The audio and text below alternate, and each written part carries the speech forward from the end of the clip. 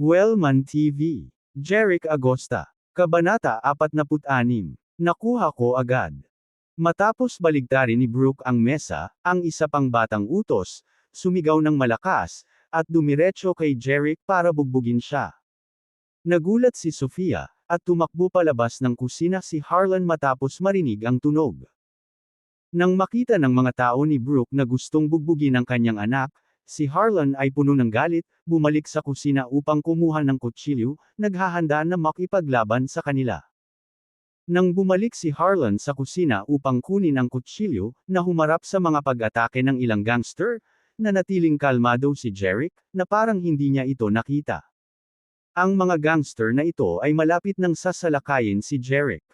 Sa sandaling ito, hinawakan ni Gerald ang wallis at nagliwanag ang mga mata. Isang malakas na fighting spirit ang biglang sumabog mula sa kanya. Sa sumunod na sandali, umatake si Gerald na parang cheetah. Bang! Natama ng lumilipad na wallis ang mukha ng isang gangster na sumusugod sa harapan. Isang ungol ang pinakawalan ng gangster, dahil nabasag ng suntok ni Gerald ang wallis. Pagkatapos ay kinuha ni Gerald ang patpat ng wallis at inatake ang ilang gangster na parang kidlat. Nagsisigawan at nagsitakbuhan ang mga gangster, na parang mga daga na takot na takot. Pinalo sila ni Gerald ng wallis, hanggang sa naputol ang stick sa ilang bahagi, at hindi na niya pinalo ang mga gangster na iyon. Ang mukha, braso, at katawan ng mga gangster na ito ay pinalo ng patpat ni Gerald ng maraming beses na malinaw ang mga pasa. Lahat sila ay napangiwi sa sakit at galit na galit kay Gerald. Umatras sila pabalik sa gilid ni Brooke. Nag-alab ang galit sa mga mata ni Brooke. Hindi niya inaasahan na may maglalakas loob na makipag-away sa kanyang mga tauhan sa Springvale. Ibig sabihin, hindi siya sineryoso ng mga ito, at hindi rin niya sineryoso ang pinsan niyang si Kenny. Ang kanyang mga mata ay mabangis, at inagaw niya ang bakal na tubo mula sa isang gangster. Siya ay humakbang pasulong, tumingin ng diretso kay Gerald at itinuro sa kanya ang bakal na tubo, at sinabing, "Brat, you're doomed." Nang matapos siyang magsalita, hinawakan ni Brooke ang bakal na tubo at humarurot pasulong, binasag ito patungo sa ulo ni Gerald. Si Sofia, ang mga taga-baryo sa labas, si Lillian, at si Celia ay napabulalas nang makita nila ang eksenang ito. Bang! Malapit nang tumama ang bakal na tubo sa ulo ni Gerald. Sa pagkakataong ito ay mabilis na kumilos si Gerald at hinawakan ang palso ni Brooke na nakahawak sa bakal na tubo. Pagkatapos, pinilipit ni Gerald ang palad niya, at may tunog ng mga bali ng buto. Malaking pagbabago ang ekspresyon ni Brooke, at nagpakawala siya ng matinis na sigaw. Olaf! Bumagsak sa lupa ang bakal na tubo sa kanyang kamay. Tinamaan ni Gerald ng kanang tuhod ang pandiya ni Brooke. Nagbago ang mukha ni Brooke sa isang iglap, ngunit hindi siya makagawa ng ingay sa sakit. Matapos siyang bitawan ni Gerald, nanghina si Brooke, at bigla siyang bumagsak sa lupa, hinawakan ng magkabilang kamay ang kanyang pandiya, at saka sumigaw. Ah! Mabilis na lumabas ng kusina si Harlan na may hawak na kutsilyo sa bawat kamay, at natigilan siya nang makita ang eksenang ito. Si Brooke ay gumulong-gulong sa lupa at umiiyak. Ang iba pang mga gangster ay malubhang nasugatan. Hindi niya maiwasang matigilan, pumunta na lang siya para kunin ang mga kutsilyo, at pagbalik niya, lahat ng mga kontrabida na ito ay nasaktan at nananaghoy. Sa sandaling ito, lumapit si Jeric kay Brooke, na humahagulgol at gumugulong, at sinabing, "Gusto mo bang kumain ngayon, o?" Lumabas mag-isa. Masakit ang ekspresyon ni Brooke, ngunit nagngangalit siya at sinabi kay Jeric, "Brat, naglakas loob kang saktan ako, ikaw Kenny ang maghihiganti sa akin." Ay napapahamak. Gerald, parang may hindi pa nabubugbog. Bigyan mo siya ng isa pang suntok. Tumingin si Jeric kay Gerald at walang pakialam na sinabi. Oo. Sumang-ayon si Gerald, kinuha ang bakal na tubo sa lupa, at naglakad patungo kay Brooke. Nahirapan lang si Brooke sa matinding suntok ni Gerald. Nang makita si Gerald na paparating na may hawak na bakal na tubo, namutla ang mukha niya sa takot. Kung hindi siya aalis ngayon, mababali pa ang buto ni Gerald. Agad na bumangon si Brooke mula sa lupa, anuman ang sakit, at tumakas patungo sa gate na parang ligaw na kurba. Nang makita ng mga gangster na iyon na tumakas si Brooke, lahat sila ay sumunod sa kanya upang tumakas, at hindi nagtagal ay nawala sila sa hangin. Ang mga taga-baryo na nanunood ng kasiyahan sa tarangkahan ay agad na pumalakpak at nagpalakpakan, magandang labanan. Sa wakas, may nagturo sa mga gangster na ito ng leksyon. Ang lahat ng mga taga-nayon ay binubuli ni Brooke at ng iba pa. Ang mga taga-nayon na iyon ay sunod-sunod na pumasok sa restaurant upang tulungan ang pamilya ni Jerick na linisin ang magulong restaurant. Napaisip sina Sofia at Harlan at agad na nagpasalamat sa tulong ng mga taga-nayon. Ang mga taga-nayon ay nagwagayway ng kanilang mga kamay, ito ang dapat nating gawin. Gayunpaman, nag-aalala rin sila na pagkatapos turuan ni Gerald ng leksyon si Brooke at ang mga taong iyon, muling malagay sa gulo ni Brooke ang pamilya ni Jerick. Matapos silang tulungang maglinis, umalis ang mga taga-nayon. Nang palabasan ni Sofia ang mga taga-nayon, nakita niya ang dalawang batang babae na nakatayo sa labas ng restaurant. Noong una, hindi niya masyadong pinapansin dahil maraming turista sa Springvale. Ngunit nang tatalikod na sana siya at babalik sa bahay, bigla niyang naramdaman na parang pamilyar ang dalaga sa mahabang beige dress. Hindi niya maiwasang mapasulyap pa kay Lillian, saka sumagi sa isip niya, at tinuro niya si Lillian at sinabing, kaklase ka ni Jerick. Lillian, tama ba? May isa pang dahilan kung bakit naaalala niya si Lillian bukod sa kagandahan nito. Si Lillian ang nag-iisang babaeng iniuwi ni Jerick. Hindi inaasahan ni Lillian na maaalala siya ng ina ni Jerick, namumula ang mukha, at nakangiting tumango kay Sofia. Hello. Nakangiting sabi ni Sofia. Nandito ka ba para kay Jerick? Pumasok ka na. Pagkatapos niyang magsalita, masigasig niyang hinawakan ang kamay ni Lillian at naglakad pa uwi, sumigaw, Jerick, dumating si Lillian para. Ikaw. Nang marinig ito, namula ang mukha ni Lillian. Gusto niyang bisitahin ang Springvale noong una, ngunit hindi niya inaasahan na babalik si Jerick. Hindi niya alam kung ano ang gagawin at sinabi kay Sofia, Mrs. Agosta, may gagawin pa ako. Kailangan kong pumunta. Hindi naman sa ayaw niyang makita si Jerick. Pero naalala niyang may girlfriend na pala si Jerick. Ano ang punto ng pakikipagkita kay Jerick ngayon? Nagiging mistress. Kilalanin ang kanyang unang pag-ibig. Nakaramdam siya ng sobrang hiya. Kaya gusto niyang umalis bago lumabas si Jerick. Pagkatapos, pinaalis niya si Sofia at tumakbo papunta sa kotse niya. Nagulat si Sofia, Lillian, bakit ka aalis? Mrs. Agosta, magkikita pa tayo sa susunod. Tumakbo si Lillian sa BMW, sumagot, saka binuksan ang pinto at nakuha. Sinundan ni Celia si Lillian sa kotse at nagreklamo sa kanya, sabik kang makita si Jerick araw-araw, at ngayon ay nasa bahay siya, ngunit tumakas ka, hindi ko alam kung ano ang iniisip mo. Namula si Lillian, pati tenga ay namumula. Sa oras na ito, nakita niya si Jerick na lumabas ng restaurant. Mabilis niyang pinaandar ang sasakyan at pinaandar ito sa pinakamabilis na bilis. Kabanata 47.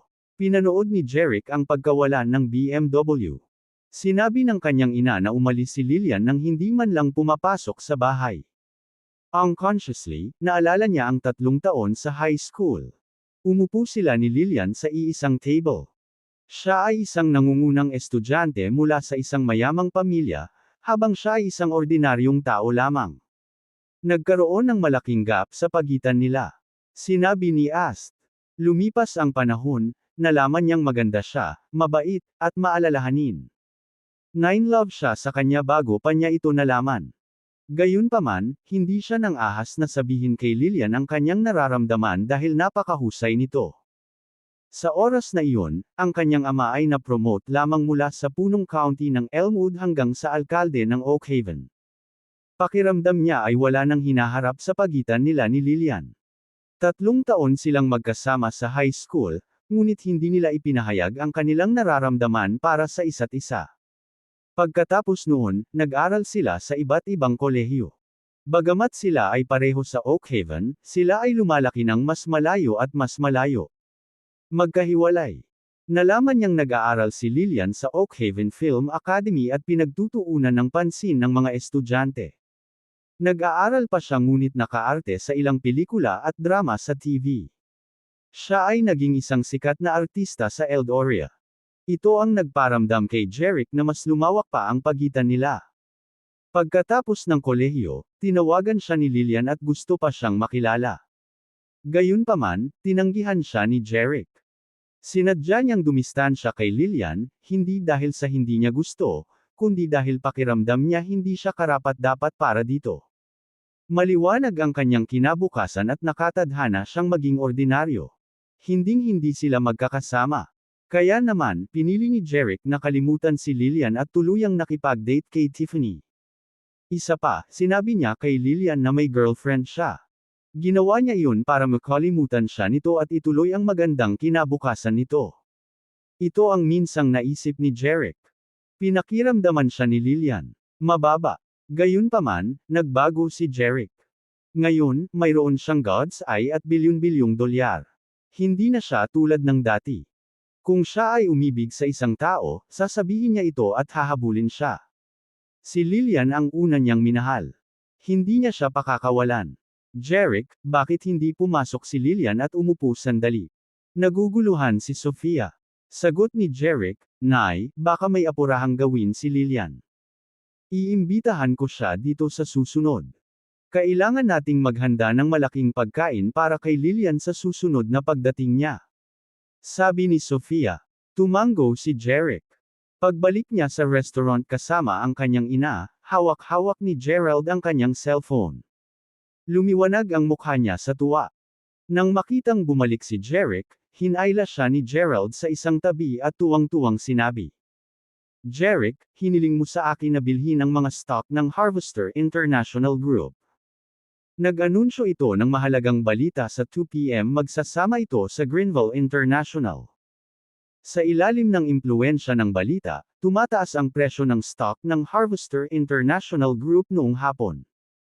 Naalala ni Jeric na bumili siya ng ilang stock. Tila na ang lahat ay nangyayari tulad ng kanyang hinulaan sa mata ng Diyos. Ngayon, inihayag ng Harvester International Group na ito ay magsasama sa Greenville International. Halos oras na upang isara ang merkado, at ang presyo ng stock ng Harvester International Group ay umabot sa pinakamataas na punto ngayon. Kaya, sinabi ni Jeric, Gerald, ibenta ang lahat ng iyong mga stock ngayon.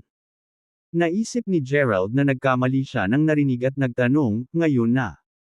Sinabi ni Jeric na may seryosong ekspresyon, oo, ibenta agad silang lahat. Natarante si Gerald.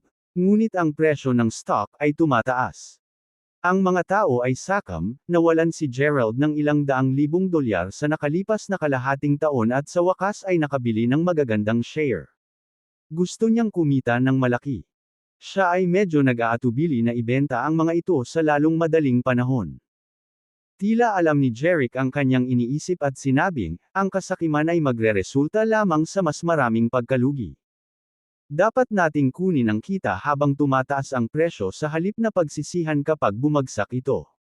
Walang ibang sinabi si Jeric. Kung si Gerald ay ayaw pa ring magbenta, walang magagawa si Jeric.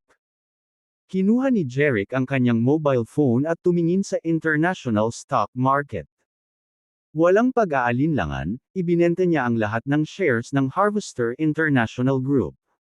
Mabilis na naubos ang mga stock. Ang 120 milyong dolyar sa account ni Jeric ay biglang naging 320 milyong dolyar. Madali siyang kumita ng 240 milyon sa isang araw. Nang makitang napakalaki ng kinita ni Jeric, sobrang inggit si Gerald at sinamba siya. Si Jeric ay nakakuha ng 240 milyong dolyar ngayon. Naisip ni Gerald, he is a genius. Susundan ko siya para kumita sa stock market. Nang makitang desididong ibinenta ni Jeric ang kanyang mga share, nagngangalit si Gerald at ibinenta din ang lahat ng kanyang share, na nakakuha ng higit sa 200,000. Wala pang kalahating oras, biglang sumigaw si Gerald na kanina pa nakahawak sa cellphone at nakatitig sa stock market, Jeric, nahuhulog na. Bumababa ang presyo ng stock ng Harvester International Group. Nakita na iyon ni Jeric, kaya hindi na siya nagulat. Sabi niya kay Gerald, "Now, do you think I was right?" Napahanga na naman si Gerald kay Jeric. Paulit-ulit na tumango si Gerald at sinabing, "Mabuti na lang at nakinig ako sa iyo at naibenta ko lahat ng shares ko. Kung hindi, naiiyak ako." Tinapik ni Jeric si Gerald sa balikat. Tandaan na huwag maging sakam sa susunod. Sinulyapan ni Jeric ang kanyang abalang mga magulang sa kusina at sinabi kay Gerald sa mahinang boses, "Ginagalit ko si Lance ngayon, at binugbog mo si Brooke at ang iba pa. Pero nasa county pa rin ang kapatid kong si Everly. Natatakot akong gumanti si Kennard sa kanya, kaya pupunta ako sa county kasama mo sa gabi para sunduin ang kapatid ko." Nagniningning ang mga mata ni Gerald. Kung maglakas loob si Kennard na ay bully ang kapatid mo, lampoin ko siya para sa iyo. Pinrotektahan ni Gerald si Jeric, hindi lang dahil bodyguard siya ni Jeric, kundi dahil kaya ni Jeric na yumaman si Gerald. Problema ni Jeric ang problema ni Gerald. Tumango si Jeric. Tila pagkatapos niyang tulungan si Gerald na kumita ay naging mas loyal si Gerald sa kanya. Dumating ang gabi. Ang mga turistang nananatili sa Springvale ay karaniwang kumakain sa mga restaurant. May ilang turista sa restaurant ng pamilya Agosta. 8 PM na nang umalis ang mga turista. Sinabi ni Jeric sa kanyang mga magulang na sila ni Gerald ay may gagawin sa county at hiniling sa kanila na isara ang restaurant at matulog ng maaga sakaling dumating si Brooke at ang iba pa upang magkagulo muli. Siyempre, alam ni Jeric na pagkatapos na bugbugin ni Brooke, hindi maglalakas loob na lumapit si Brooke. Ngunit maingat si Jeric, kaya hiniling niya sa kanyang mga magulang na umalis ng maaga. Nang marinig ni Sofia na papunta silang dalawa sa county, nag-alala siya at pinaalalahanan silang mag-ingat. Kung hindi dahil sa alam niyang si Gerald ay napakahusay sa martial arts, hindi niya hahayaan si Jeric na pumunta ng county ng gabing-gabi. Sa nagpaalam si Jeric sa kanyang mga magulang. Sakay sa kanyang motorsiklo at bitbit si Gerald, inapakan ni Jeric ang pedal ng gas at nag-zoom palayo. Kabanata 48. Sa 10 PM, isang grupo ng mga high school na babae ang kumakanta, umiinom, at tumutugtog sa Sterling Circle. Ito ang pinakamarangyang club sa Elmwood. Ang isa sa kanila ay isang babaeng mahaba ang buhok na nakasuot ng white-collared school uniform at palda na hanggang tuhod. Siya ay may matamis na ngiti at magandang mukha. Ang babaeng ito ay nakababatang kapatid ni Jeric, si Everly. Ang isa pang babaeng may mahabang buhok na may ordinaryong hitsura ang umupo sa tabi niya, hinihimok si Everly na uminom. Nakuha lang ni Everly ang kanyang baso at uminom kasama ang dalaga. Matapos maubos ni Everly ang isang baso ng alak, agad na nilagyan ng babae ang kanyang baso, at sinabing, "Halika, Everly. Inom pa tayo." "Rachel, hindi ako makainom ng marami. Birthday ko ngayon. Samahan mo akong uminom." "Rachel, ito na ang huling baso." Inubos ng dalawang babae ang kanilang salamin. Mabilis na nilagyan ni Rachel ng alak ang baso ni Everly. Si Everly ay may mababang tolerance sa alkohol. Matapos uminom ng 2 baso ng alak, namula siya. Mabilis niyang ikinaway ang kanyang kamay. "Rachel, hindi na ako makakainom. May babaeng kumakanta lang." Hinawakan ni Everly ang microphone at nagsimulang kumanta para hindi siya mabulunan ng inumin. Tumunog ang musika. Pumili ng love song si Everly. Ang kanyang boses ay matamis at malambing, tanggihan ng iba pang mga batang babae sa silid. Habang si Everly ay misensinang kumakanta at ang ibang mga babae ay matamang nakikinig, si Rachel ay tahimik na naglabas ng isang maliit na tableta mula sa kanyang bulsa at palihim itong inilagay sa baso ng alak ni Everly. Pagkatapos kantahin ni Everly ang kanta, nagpalakpakan si Rachel at ang iba pang mga babae. "Ang galing mo! Ikaw talaga ang pinakamahusay na mang-aawit at ang pinakamagandang babae sa aming paaralan. Magiging sikat kang mang-aawit." Napahiya si Everly sa mga papuri ng mga babae. "Huwag mong palakihin. Paano ito magiging posible?" Dinampot ni Rachel ang kanyang baso at sinabi sa iba pang mga babae, "Halika na cheers to Everly." Sana maging bida siya sa hinaharap. Kinuha ng ibang mga babae ang kanilang salamin at sinabi kay Everly. Sana maging bituin ka sa hinaharap. Kahit na ayaw ng uminom ni Everly ay itinaas na ng lahat ang kanilang baso. Hindi niya kayang tanggihan ang mga ito. Kinuha niya ang kanyang baso at sinabing, maaaring hindi ako isang mga awit, ngunit gusto ko pa ring pasalamatan ka at batiin si Rachel ng isang maligayang kaarawan. Cheers! Pagkatapos uminom. Umupo si Everly sa sofa, medyo nahihilo. Nagpatuloy ang iba sa pagkanta, pag-inom, at pakikipagkwentuhan. Gayunpaman, bumibigat at bumigat ang talukap ng mata ni Everly. Sa huli, malinaw niyang nakikita o naririnig ang anumang bagay. Sinarado niya siya. Mga mata at nawalan ng malay. 10:30 PM lumabas si Rachel sa Sterling Circle na nakasakay si Everly. Medyo lasing din ang ibang mga babae, na nagsasabing, Rachel, sabay nating ibalik si Everly sa dormitoryo. Gayunpaman, sumagot si Rachel. Lasing na kayo. Sumakay ng taxi pabalik at magpahinga ng mabuti. May tinawagan ako para ihatid ako sa dormitoryo.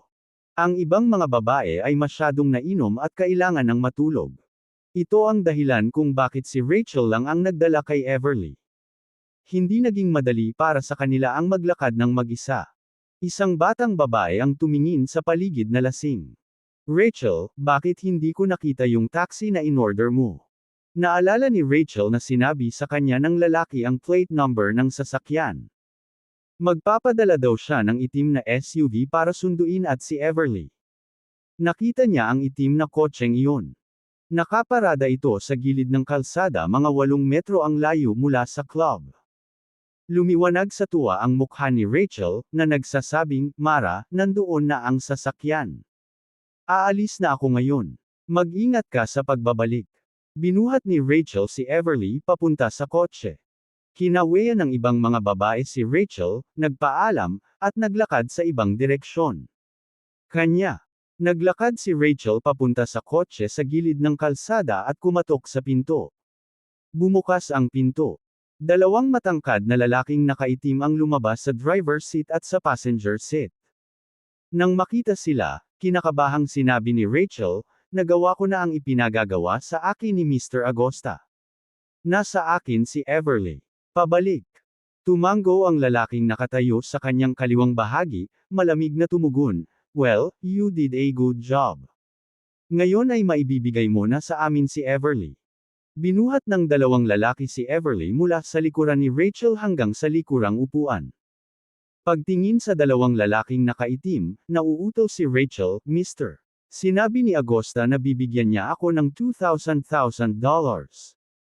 Kinuha ng isang lalaki ang isang sobre mula sa kotse, iniabot ito kay Rachel, at sinabing, narito ang 2,000 libo. Huwag mong sabihin kahit kanino ang nangyari ngayong gabi, intindihin mo. Naningkit ang mga mata ni Rachel. Kinuha niya ang sobre at dali-daling sumagot, hindi ko sasabihin kahit kanino ang tungkol dito. Mangyaring pasalamatan si Mr. Agosta para sa ako.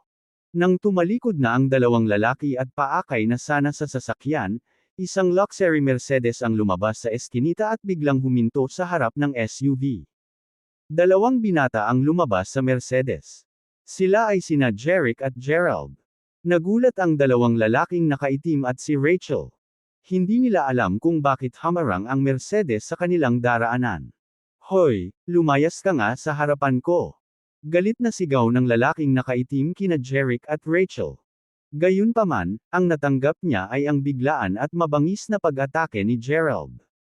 Sa pagkakita nito, alam ng sining na iyon na si Gerald ang dahilan. Gulo.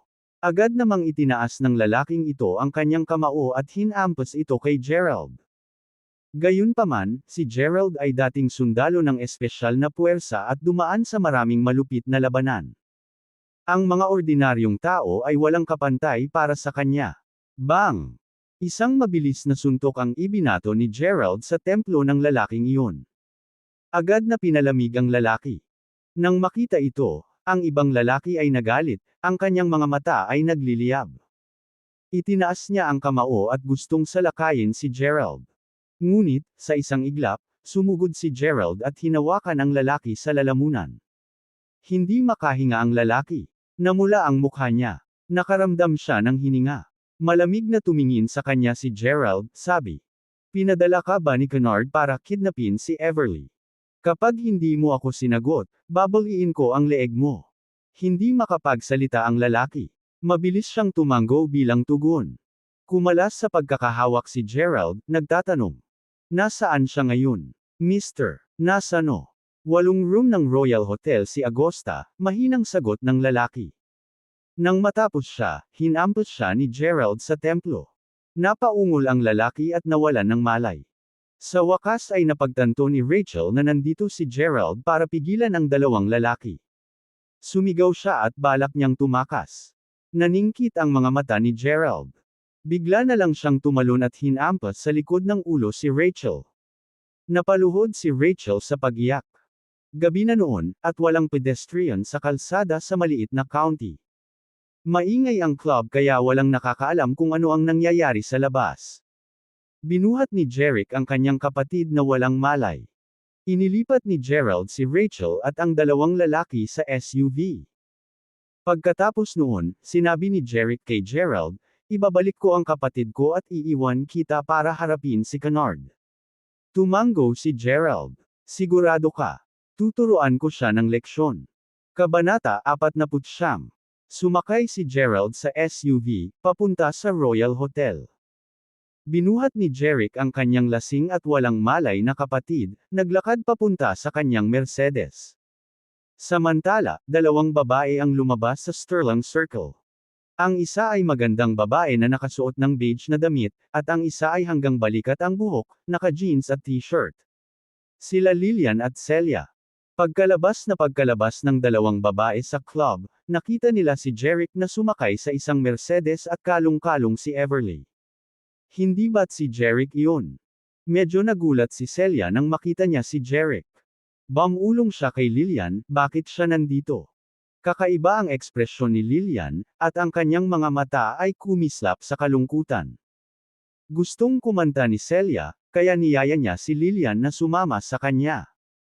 Sa hindi inaasahang pagkakataon, sa paglabas ni Lillian sa club, nakita niya si Jerick na may bitbit na babae sa isang Mercedes. Malungkot na ibinagsak ni Lillian ang kanyang ulo, bumulong-bulong, "Feral na." Sa katunayan, alam niyang may kasintahan si Jerick. Naisip niyang baka niyakap ni Jerick ang kasintahan. Hindi siya nagulat. Ngunit nang makita ni Lillian na may kasamang ibang babae si Jerick sa kanyang sasakyan, siya ay nanlumo. Kaya naman, gusto niyang umalis kasama si Celia sa lalong madaling panahon. Alam kong gusto mo siyang iwasan, pero umalis na siya. Itinuro ni Celia ang umaandar na Mercedes, umiling-iling. Lillian. Napansin ni Lillian na itinaboy ni Jerick. Lillian, dapat sumuko ka na. Hindi ka takataka na hindi ka sineryoso ni Jerick. Nakahanap na pala siya ng mayaman na babae. Isa lang siyang umaasa sa mga babae. Huwag mong sayangin ang oras mo sa kanya. Masungit na sabi ni Celia. Kinuha ni Celia si Everly para maging girlfriend ni Jerick at ang Mercedes ni Jerick para maging kotse ni Everly. Alam ni Celia na si Jerick, na ang pamilya ay namamahala sa isang maliit na restaurant, ay hindi kayang bumili ng isang luxury car na nagkakahalaga ng milyon-milyong dolyar. Matapos marinig ang mga sinabi ni Celia, mas nalungkot si Lillian. Hindi na kailangang sabihin, naisip din ni Lillian na ang babae sa armas ni Jerick ay kanyang kasintahan. Naglakad ang 2 babae patungo sa BMW sa parking lot. Sa No. 8 room ng Royal Hotel, nakaupo sa sofa si Kennard, isang kalbong lalaki na nakasuot ng gold chain sa leeg at nakasuot ng pantulog, at umiinom ng red wine. Mayroon ding isang mataba na nasa katanghaliang gulang na lalaki sa silid. Si Brooke iyon. Kenny, sinaktan ng bodyguard ni Jerick ang mga tauhan ko. Dapat tulungan mo akong makabawi sa kanya, sinabi ni Brooke kay Kennard ang nangyari sa restaurant ni Jerick ngayon. Ibinaba ni Kennard ang kanyang baso ng alak, habang nakangiting, dahil sinaktan ng lalaking iyon ang ating mga tauhan, babayaran ko siya. Gayunpaman, magiging akin si Everly pagkatapos ng gabing ito. Si Jerick ang magiging bayaw ko. Hindi mo siya maaaring saktan. Bagamat may hinanakit si Brooke, ang kanyang pamangkin ang kanyang amo. Tanging naisagot ni Brooke, oo. Knock knock. May kumatok sa pinto. Nakangiting tumingin si Kennard sa pinto. Dapat dinala nila si Everly. Kenny, saka hindi nakita iistorbahin. Aalis na ako, sabi ni Brooke, tumayo mula sa sofa. Tumango si Kennard. Pumunta ka at pagbuksan mo sila ng pinto. Oo, naglakad si Brooke patungo sa pintuan. Naglabas ng sigarilyo si Kennard mula sa kahon sa mesa, sinindihan ito, at nagsimulang manigarilyo. Sa pag-aakalang maaari siyang makipagtalik kay Everly ngayong gabi ayon sa gusto niya, nakaramdam siya ng pananabik na damaloy sa kanya. Para makuha si Everly, nagpadala si Kennard ng isang tao para pilitin ang matalik na kaibigan ni Everly, si Rachel, na ay droga si Everly sa club. Hiniling ni Kennard sa kanyang ment na ihatid si Everly sa hotel. Naniniwala siya na papayagan siya ng pamilya Agosta na pakasalan si Everly pagkatapos niyang makipagtalik dito. Siyempre, kahit maglakas loob si Jeric na hindi aprubahan, makakalusot si Kennard sa ginawa niya kay Everly. Makapangyarihan si Kennard sa Elmwood. Lumapit si Brooke sa pinto. Pagbukas pa lang niya ng pinto ay may sumipa sa kanya mula sa labas. Pinalipad si Brooke bago pa siya makapag-react. Sa isang putok, nahulog si Brooke sa isang glass table at nabasag ito sa mga piraso. Natigilan naman si Kennard na sarap sa sigarilyo. Nakita niya tuloy ang isang matangkad na binata na nakasuot ng sunglass na pumasok sa silid na may malakas na aura. Ang lalaking ito ay hindi niya subordinate. Inihagis ni Kennard ang sigarilyo sa lupa, tinaktak ang kanyang paa, at itinuro ang lalaki, na galit na nagtanong, "Sino ka?" Ang lalaking ito ay walang iba kundi si Gerald. Sinarado niya ang pinto para hindi makatakas si Kennard. Hinubad ni Gerald ang kanyang salaming pang-araw, isinabot ito sa kanyang kwelyo, tumingin kay Kennard, at sinabing, "Ikaw ba si Kennard?" Umangat ang ulo ni Kennard. "Oo. Lumuhad ka at yumuko sa akin. Baka mapatawad kita." Kinagat ni Gerald ang kanyang mga labi, nag-iisip. Ang mga bully na ito sa maliliit na county ay laging mayabang. Akala ba nila walang makakatalo sa kanila? Pero sa pagiging bully niya, hindi nakakagulat na sobrang yabang niya. Malamig na tumingin si Gerald kay Kennard habang sinasabi niya, "Mas marami ang humiling sa akin na makaganti sa iyo. Dahil nang ahas kang kidnapin ang kanyang kapatid. Dapat alam mo ang kahihinatnan." Tama. Nang marinig ang mga salitang ito, hindi natakot si Kennard. Humagalpak siya ng tawa. "Mga kahihinatnan. Ikaw ang unang nagsalita sa akin ng ganito sa Elmwood. Ipapaalam ko sa iyo ang kahihinatnan ng pagkakasala sa akin." Mabilis na ikinuyom ni Kennard ang kanyang kamao at ibinato iyon kay Gerald. Bago yumaman si Kennard, kilalang kilala siya bilang isang masamang tao. Naranasan niya. Madali niyang talunin ang ilang ordinaryong tao ng sabay-sabay. Kaya naman, hindi sineseryoso ni Kennard si Gerald. Kakatukan na sana ni Kennard si Gerald sa mukha. Sa sumunod na sandali, kumislap ang mga mata ni Gerald. Mabilis niyang itinagilid ang ulo at iniwasan ang suntok ni Kennard. Kaagad pagkatapos noon, hinampas ni Gerald si Kennard sa dibdib. Naramdaman ni Kennard na parang sledgehammer ang kamao ni Kennard. Isang kamangha-manghang kapangyarihan ang agad na nagpalipad pabalik kay Kennard. Sa sobrang lakas, nahulog si Kennard sa isang upuan at pinatalikod ito. Sumugod si Gerald, hinawakan ang kwelyo ni Kennard, at binuhat. Malakas na sinuntok ni Gerald si Kennard sa mukha. Sigaw ni Kennard nung una, pero unti-unting namumugto ang mukha at labi niya. Ni hindi siya makagawa ng ingay. Namatay si Kennard sa sakit. Inihagis siya ni Gerald sa lupa. Si Brooke, na bumangga sa glass table, ay nasugatan at hindi na makatayo. Sa sobrang takot niya ay namutla ang mukha niya. Pumikit siya, kunwari nang hihina. Hindi pinansin ni Gerald si Brooke, pinulot niya ang kahon sa mesa. Bumunot ng sigarilyo si Gerald, nilagay sa bibig, at sinindihan. Huminga siya ng malalim at bumuga ng usok bago tumalikod para umalis. Pagkalabas ng hotel ay hindi na pinaandar ni Gerald ang SUV. Sumakay siya ng taxi pabalik sa Springvale. Kabanata 50. Kinaumagahan, nagising si Everly. Pakiramdam ng bahagyang sakit ng ulo. Natagpuan niya ang sarili niyang nakahiga sa sarili niyang kwarto. Pero paano siya nakauwi? Hindi niya maalala ang lahat. Matapos malasing sa karaoke kagabi, wala siyang maalala. Naisip niyang baka si Rachel ang nagpabalik sa kanya. Pero hindi ba dapat pinabalik niya ako sa dormitoryo? Napailing si Everly sa pagkataranta. Pagkatapos, bumangon siya sa kanyang kama at lumabas ng kanyang kwarto. Everly, bumangon ka na. Bakit ang dami mong iniinom kagabi? Buti na lang at naibalik ka ng kapatid mo, naglagay si Sofia ng 2 mangkok ng noodles sa mesa. Ito ang almusal para sa inyong dalawa. Maligo ka na at kumain. Nakasimangot na sabi ni Everly. Pinasundo ako ng kapatid ko kagabi. Kailan siya bumalik? Sa isang langit-ngit, bumukas ang pinto ng kwarto. Lumabas si Jeric at sinabing, bumalik ako kahapon. Pagkatapos, pumasok si Jeric sa banyo at nagsimulang magsipilyo at maghugas ng mukha. Na-curious si Everly, paano nalaman ng kapatid niya na lasing siya sa isang KTV? Si Rachel kaya ang tumawag kay mama at papa.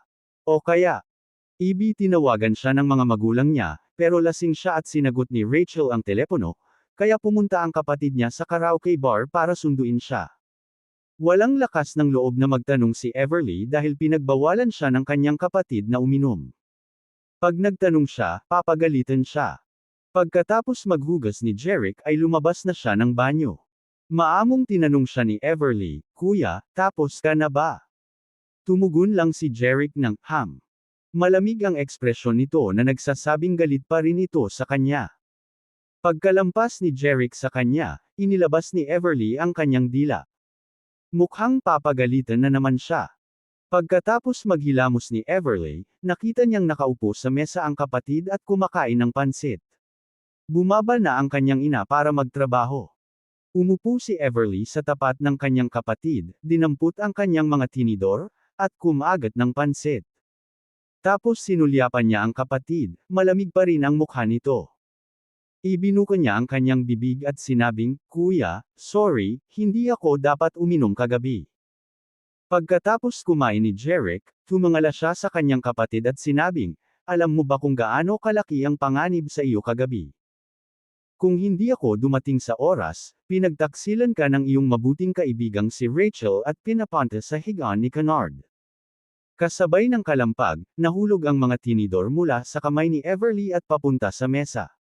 Tuluyan na siyang natigilan.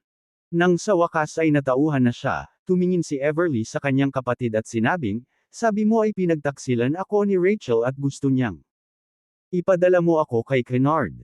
Tumango si Jeric. Pagkatapos ay kinuha niya ang aming mobile phone, nag-click sa video na na-record niya kagabi, at inilagay ito sa harap ni Everly, na nagsimulang manood. Sa video, binuhat ni Rachel ang lasing na si Everly sa kanyang likuran papunta sa isang SUV at iniabot si Everly sa 2 lalaking nakasuot ng itim. Kinausap niya sila at pagkatapos ay nakatanggap ng isang sobre ng pera. Ang lahat ng ito ay ni-record ni Jeric sa kanyang mobile phone. Matapos mapanood ang video, nagulat si Everly. Hindi niya akalain na gagawa ng ganoong bagay si Rachel na dati niyang tinuturing na kapatid. Sobra lang ito. Inilabas ni Everly ang kanyang telepono mula sa kanyang bulsa, hinanap ang numero ng telepono ni Rachel, at magdadial na sana. Anong tawag mo sa kanya? Sa tingin mo, madyay guilty siya sa ginawa niya. Sabi ni Jeric.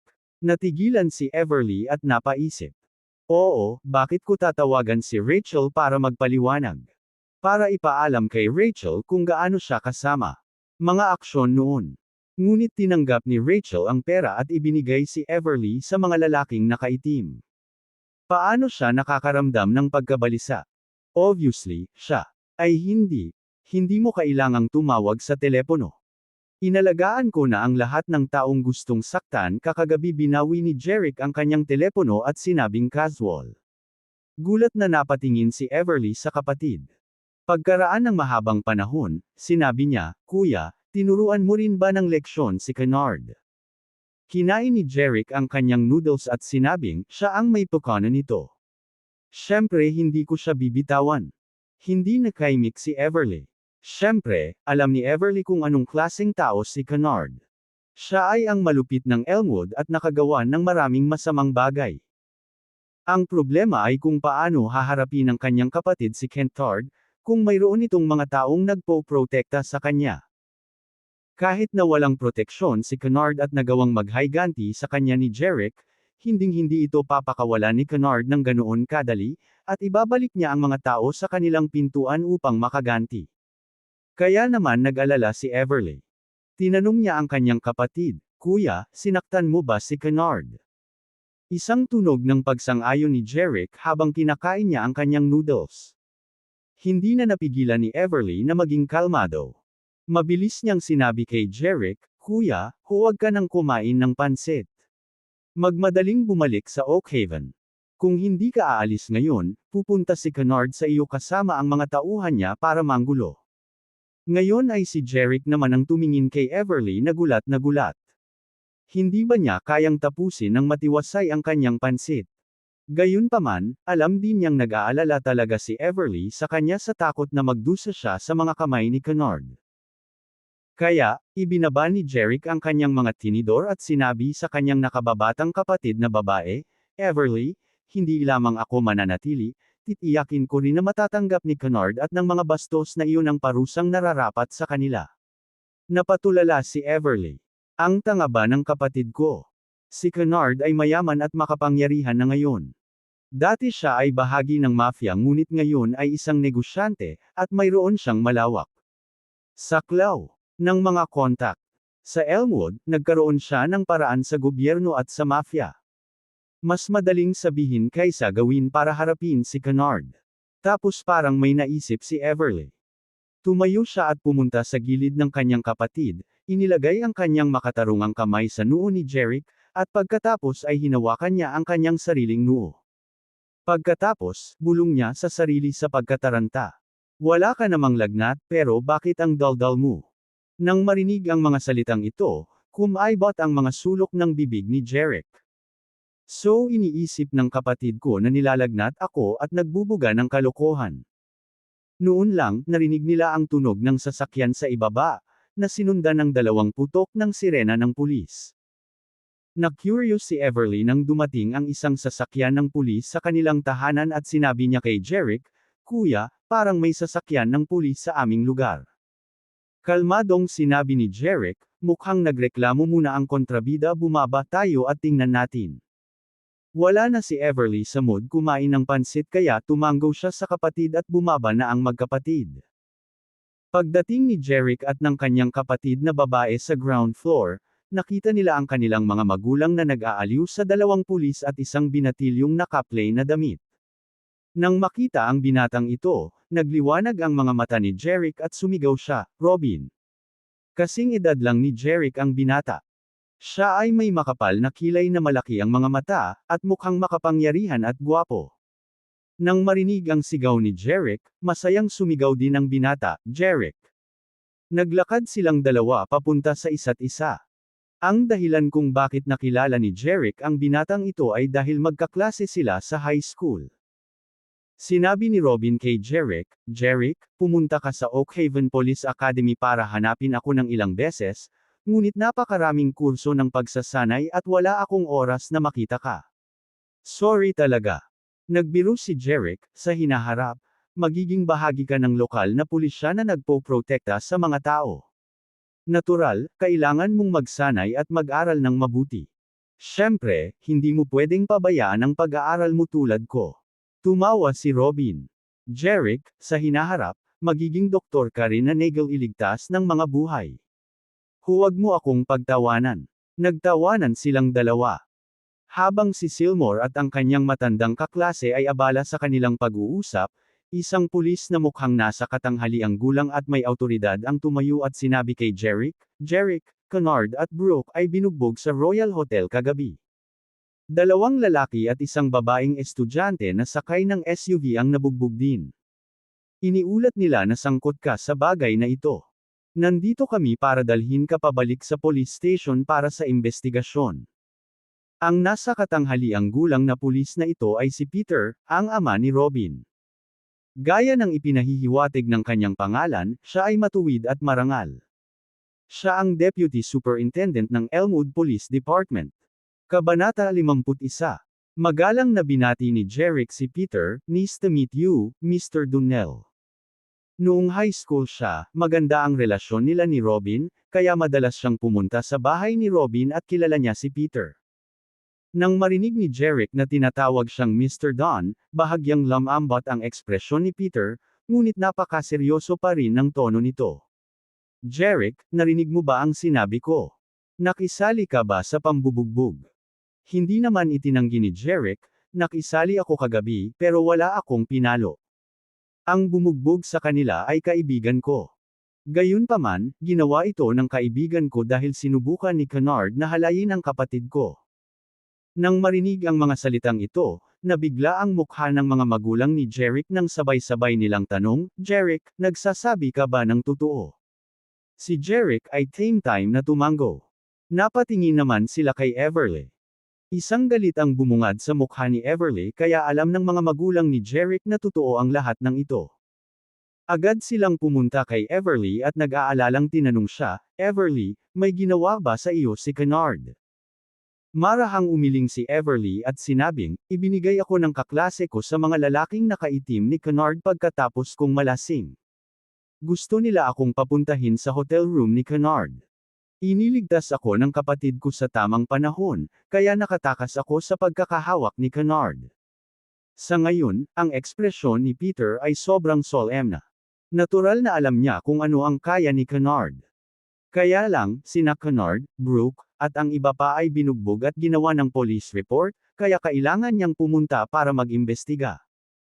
Naramdaman ni Robin, nakababalik lang mula sa Police Academy, na imposibleng matalo ni Jeric si Kennard, kaya sumama siya sa kanila at hiniling kay Peter na imbestigahan ng maigi ang malaswang kaso. Nakinig si Peter sa mga salita ni Jeric. Oo naman, ang mga bagay ay hindi gaanong simple. "Jeric, may ebidensya ka ba na magpapatunay na sinadya ni Kennard na halayin ang kapatid mo?" Tumingin si Peter kay Jeric at nagtanong. Kinuha ni Jeric ang kanyang telepono at binuksan ang video para kay Peter. Pagkatapos panoorin ang video, sumimangot si Peter at sinabing may awtoridad, "Bueno, hihilingin ko sa isang tao na imbestigahan ang babaeng estudyante na nagngangalang Rachel at Kennard ngayon. Ngunit kailangan mong bumalik ng iyong kapatid na babae sa istasyon ng pulisya kasama namin at makipagtulungan sa aming imbestigasyon." Tumango si Jeric. "Mr. Don, walang problema." Pagkatapos, tumingin si Peter kay Seymour at nagtanong, "At ang iyong kaibigan?" Natural na pinag-uusapan niya si Gerald. "Nasa county siya. Ay papapunta ko siya sa police station," ani Jeric. Ang dahilan kung bakit wala si Gerald sa bahay ni Jeric ay dahil gusto ni Jeric na maging low profile pagkabalik niya kagabi. Sinabihan niya si Gerald na i-drive ang kanyang Mercedes pabalik sa Milky Way Hotel sa Elmwood. Sa mga sandaling ito, dapat ay sa hotel pa rin natutulog si Gerald. Tumango si Peter at sinabi, "Oo." Pagkatapos, lumabas ang magkapatid kasama ang 3 pulis at sumakay sa isang police car. Nag-aalalang tumingin sina Sofia at Harlan sa kanilang mga anak. 74% isa. Si Jeric naman ay mukhang relaxed at sinabi sa kanyang mga magulang, "Huwag kayong mag-alala, tatay at nanay. Maglalabas lang kami ng pahayag at makikipagtulungan sa investigasyon kay Kennard." Nang marinig ang mga salita ni Jeric, bahagyang lumuwag ang ekspresyon ng kanyang mga magulang. Yumandar ang sasakyan ng pulis at umalis sa Springvale. Pagdating nila sa istasyon ng pulisya, hiniling ni Peter kay Robin na dalhin si Jeric at ang kanyang kapatid na babae sa kanyang opisina. Pagkatapos ay inutusan ni Peter ang iba pang mga pulis sa bureau na tipunin sina Rachel, Brooke, at ang 2 lalaking nakaitim. Tungkol naman kay Kennard, hindi kaagad nagbigay ng utos si Peter na hanapin siya. Iipunin niya ang lahat ng ebidensya laban kay Kennard bago siya haharapin minsan at para sa lahat. Lumabas ang ilang pulis para tapusin ang mga assignment habang si Peter ay bumalik sa kanyang opisina at isinara ang pinto. Umupo si Peter sa upuan sa likod ng kanyang mesa. Tumingin siya kina Jeric at Everly at sinabing, naniniwala akong inosente kayo sa bagay na ito. Alam ko na maraming masamang ginawa si Kennard sa Elmwood. Gayunpaman, siya ay talagang CG. Hanggang ngayon, wala siyang iniwan na ebidensya para mahatulan namin siya sa kanyang mga krimen. Kaya't nanatili siyang nakalaya. Bagamat nag-record ka ng video sa pagkakataong ito, wala si Kennard. Hindi sapat ang sinabi ng dalawang lalaking nakaitim at ng babaeng estudyante para mahatulan si Kennard. Medyo walang magawa si Peter, sana makakuha ako ng mas matibay na ebidensya mula sa babaeng estudyanteng ito, sa dalawang lalaking nakaitim, at kay Brooke para hatulan si Kennard. Mr. Don, meron din akong case related kay Kennard. Biglang nagsalita si Jeric. Dahil dito nataranta ang tingin ng mag-ama kay Jeric. Hindi napigilan ni Robin na magtanong, Jeric, kaso ng kapatid mo ba ang gusto mong isumbong? Pagkatapos ng lahat, ang kasong ito ay iniulat ni Kennard. Maaari rin itong iulat ni Jeric bilang biktima. Gayunpaman, umiling si Jeric at sinabing, gusto kong magulat ng isa pang kaso. Ang kasong ito ay isang malamig na kaso na hindi nalutas sa nakalipas na 10 taon sa Elmwood, ang pagkawala ni Richard McCann, isang guro sa Elmwood High School. Nang marinig ang mga salita ni Jeric, agad na umangat ang diwa ng mag-ama, nag-aapoy ang kanilang mga mata sa pananabik. Ang dahilan kung bakit nagliwanag ang kanilang mga mukha ay ang pagkawala ni Richard, isang guro sa Elmwood High School, ay isang malaking kaso na nagdulot ng sensasyon sa Elmwood 10 taon na ang nakalilipas. Ang dahilan kung bakit tinawag itong major case ay gusto ng high school na itayo muli ang sports ground 10 years ago at si Richard ang chief supervisor ng construction site pero bigla itong nawala. Bukod dito, ang kanyang pagkawala ay lubhang kakaiba. Ayon sa mga testigo, 2 oras bago mawala si Richard ay nagkwentuhan na sila at uminom ng tsaa. Pero makalipas ang 2 oras, nawala si Richard. Mula sa kanyang mga kamag-anak hanggang sa iba pang mga guro, walang makakahanap sa kanya. Parang bigla siyang nawala sa balat ng lupa. Nagkaroon ng lahat ng uri ng tsismis. Ang ilan ay nagsabi na siya ay pinatay, at ang ilan ay nagsabi na siya ay inilibing ng buhay ng masasamang tao. 10 taon na ang nakalipas.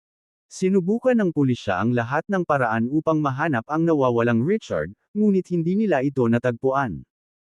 Sa makatuwid, ang kaso ng pagkawala na ito ay naging pinakamalaking kaso ng pagkawala sa Elmwood, hindi ito nalutas sa pinakamatagal na panahon at naging isang malamig na kaso na may pinakamaraming tanong.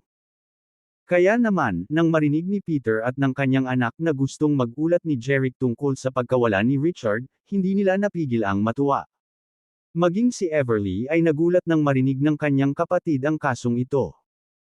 Jeric, nabanggit mo lang na ang kaso na gusto mong i-report ay ang kaso ng nawawalang tao ng 10 taon na ang nakalipas, Richard.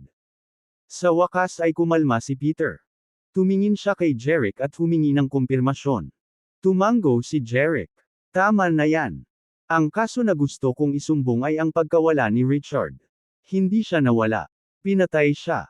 Pinatay, mabilis na tanong ni Peter, sino ang pumatay kay Richard, nasaan na ang katawan niya? Naningkit ang mga mata ni Jeric at sinabi niya, ang mamamatay tao ay si Kennard. 10 taon na ang nakalilipas, si Richard, na namamahala sa muling pagtatayo ng sports ground, ay natagpuan na ang kontratista, si Kennard, ay pinutol ang mga materyales na ginamit. Lampas din sa orihinal na budget ang halaga ng reconstruction ng sports ground, kaya nagbanta siyang isusumbong si Kennard sa kanyang superior. Natakot si Kennard na ilantad ni Richard ang kanyang mga krimen, kaya pinatay niya ito sa maulan na gabi sa sports ground ng paaralan. Parang may naisip bigla si Peter. Tumayo siya mula sa kanyang upuan, tinitigan si Jeric, at sinabi. Sinabi mo na si Richard ay pinatay ni Kennard sa sports ground ng paaralan, pagkatapos ang kanyang katawan. Oo, ang kanyang katawan ay inilibing sa ilalim ng sports ground. Napahiyaw lahat sina Peter, Robin, at Everly sa sobrang gulat. Kabanata 52. Ang paghahayag ni Jeric ay lubos na ikinagulat ng mag-ama, at si Everly. Siyempre, si Peter ang deputy superintendent ng police station. Bilang isang pulis, ebidensya ang lahat. Kung walang ebidensya, ang lahat ng mga pahayag ay maaari lamang maging haka-haka. Jeric, talagang may posibilidad, ngunit kapag nag-iimbestiga ng mga kaso, kailangan natin ng ebidensya. Tumingin si Peter kay Jeric na may bakas ng pag-asa sa kanyang mga mata. Hindi na kailangang sabihin, umaasa siyang mayroon ding ebidensya si Jeric. Kapag nagkaroon na ng katibayan, mapapatunayan nito ang mga salita ni Jeric. Totoo. Pagkatapos, ang katotohanan ng 10 taong gulang na kaso ng sipon ay maaaring ibunyag. Ito rin ang gustong makamit ng pulisya. Kalmadong tumingin si Jeric kay Peter at sinabing, minsan, dumating si Brooke sa aming restaurant. Masyado siyang uminom at sinabi sa amin ang totoo tungkol sa pagkawala ni Richard. Malakas daw ang ulan noong gabing iyon. Nagkaroon ng alitan sina Richard at Kennard dahil tinamad siya sa construction. Nagbanta si Richard na magsusumbong sa superior kaya pinatay ni Kennard si Richard sa galit. Matapos patayin si Richard, gusto ni Kennard na sirain ang katawan ng walang bakas, kaya nagmaneho siya ng excavator sa maulan na gabi at inilibing ang katawan ni Richard sa ilalim ng bakuran ng paaralan. Sa puntong ito, tumingin si Jeric sa mag-ama at sinabing, noong oras na iyon, si Brooke ang nasa eksena. Napagtanto niya na ang bagay na ito ay hindi maliit na bagay. Upang mabigyan ng proteksyon ang sarili sa hinaharap, lihim niyang ginamit ang kanyang mobile phone at nag-record ng video ni Kennard na nagmamaneho ng excavator para ilibing ang katawan ni Richard. Ang video ay palaging nasa compiler ng kanyang bahay sa Springvale. Siyempre, ang mga partikular na pahiwatig na ibinunyag ni Jeric ay hindi ibinunyag ni Brooke dahil masyado siyang nakainom sa kanilang restaurant. Dahil sa God's Eye ni Jeric nakita niya ang nangyari sa nakaraan at lahat ng detalye ng malamig na kaso 10 taon na ang nakararaan. Kaya naman, alam na alam niyang may pinatay si Kennard at inilibing ang bangkay sa ilalim ng playground. Nang marinig ang mga salita ni Jeric, nagliwanag ang mga mata ni Peter. Ang mga pahiwatig ni Jeric ay napakahalaga at kapaki-pakinabang. Hanggat itinago ni Brooke ang katibayan ng pagpatay at paglilibing ni Kennard sa bangkay, magiging isang foregone conclusion na lutisin ang kaso at arestuhin si Kennard. Napakahalaga ng clue na ito. Ire-report ko agad ito sa superintendent. Parang medyo naging emosyonal siya sa sinabi niya kay Jeric. Pwede ka munang umalis. Gayun din, sabihin sa iyong kaibigan na huwag pumunta sa istasyon ng pulisya pansamantala. Balitaan kita mamaya. Hindi na kailangang sabihin, itinuon ni Peter ang lahat ng kanyang atensyon sa kaso ng pagkawala ni Kennard at Richard. Tumango si Jeric. Kung gayon ay aalis muna kami ng kapatid ko, Mr. Don. Sinabi ni Peter kay Robin, Robin, ibalik mo si Jeric at ang kanyang kapatid na babae. Robin nodded. Oo, tatay. Lumabas ng police station si Robin at ang magkapatid at pinasakay sila ni Robin sa kanyang sasakyan. Ang kotse ay nagmaneho sa Springvale. Habang nagmamaneho, sinabi ni Robin kay Jeric, na nasa passenger seat, Jeric, kung mapapatunayan natin na si Richard ay pinatay ng bully na si Kennard, mabigla ito kay Elmwood, at marahil sa buong Vine. Ang Vine ay kung saan naroon ang Elmwood, at ang Oakhaven ay ang kabisera ng Vine. Kumpiyansa na sinabi ni Jeric, tiyak na mayayanig ang buong bayan at maging ang buong Vine. Ayon sa Jeric, God's Eye, ang kaso ng pagpatay at paglilibing kay Richard sa school ground ay malulutas lamang ni Peter makalipas ang 2 taon. Matapos maresolba ang kaso, hindi lang ang buong Vine ang ikinaalarma nito, kundi pati ang buong bansa. Pinuri si Pedro dahil sa kasong ito. Siya ay na-promote ng 3 antas at naging superintendent ng Oakhaven Police Department. Ipinahayag ni Jeric kay Peter ang mga pahiwatig ng pagkawala ni Richard, gamit ang kanyang God's Eye. Sa makatuwid, ang 10 taong malamig na kaso ng pagkawala ni Richard ay nabasag ng maaga ng 2 taon. Masasabing medyo binago ng God's Eye ni Jeric ang takbo ng panahon.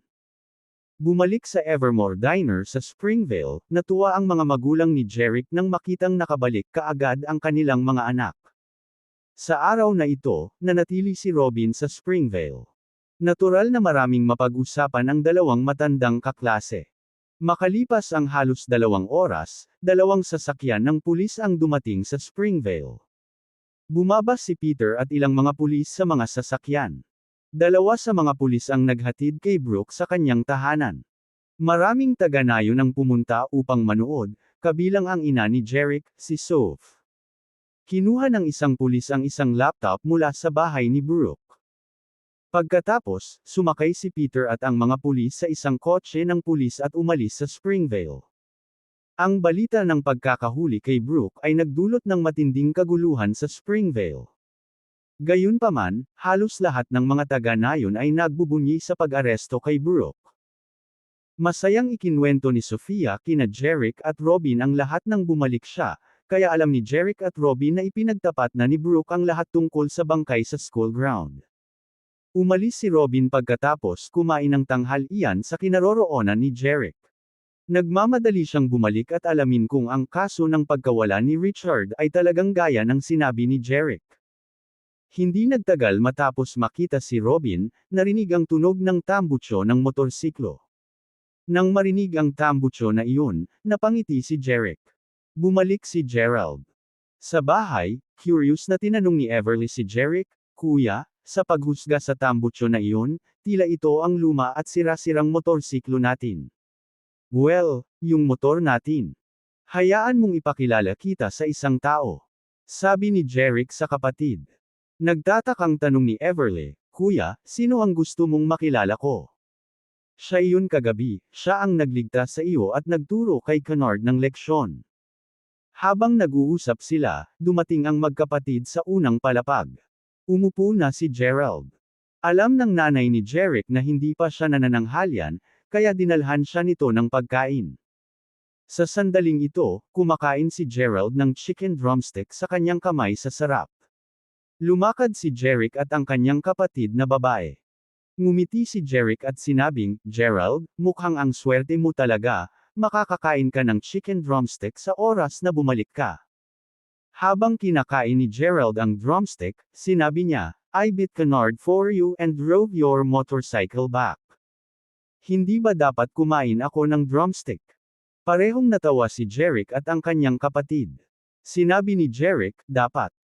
Kung hindi sapat, kukunin ko si inay na magdagdag ng isa pang drumstick para sa iyo." Sabi ni Gerald. Mas katulad niyan. At this time, Jerick introduced his sister to Gerald. "Ito si Gerald. Siya yung nagligtas sa iyo kagabi at tinuruan ng leksyon si Kennard." Bahagyang yumuko si Everly kay Gerald at sinabing, "Gerald, salamat sa pagligtas mo sa akin kagabi at tinulungan mo akong turuan ng leksyon ang masasamang tao." Nagmamadaling ikinaway ni Gerald ang kanyang kamay at sinabing, "Everly, you're welcome. Speaking of which, kailangan ko pang umasa sa kapatid mo para maghanap buhay. Tungkulin kong iligtas ka at turuan ng leksyon ang masasamang tao." Natarante si Everly. Paanong umasa ang lalaking ito sa kapatid ko para maghanap buhay? Hindi niya maiwasang tanungin si Jerick, "Kuya, ano ang ibig sabihin ni Gerald nang sabihin niyang umaasa siya sa iyo?" Ngumiti si Jerick at sinabing, nagbibiro siya. Naniwala si Everly sa kanya at hindi na nagtanong pa. Nang hapong iyon, nakatanggap si Jerick ng mensahe mula kay Robin. Mula sa laptop na kinuha ng pulis sa bahay ni Brooke, nakita nila ang ebidensya ng pagpatay at paglilibing kay Kennard. Inaresto ng pulis si Kennard. Sa gabi, nakita ni Jerick ang balita ng pagkawala ni Richard na lumabas sa internet, sa Twitter, forum, at iba pang mga blog. Ang balita na inihatid ng pulisya si Brooke pabalik sa Springvale at inaresto rin si Kennard, na isang malupit sa Elmwood, ay hindi maaaring pagtakpan. Pagkatapos ng lahat, sa panahong ito ng pag-unlad ng internet, ang balita ay madaling kumalat.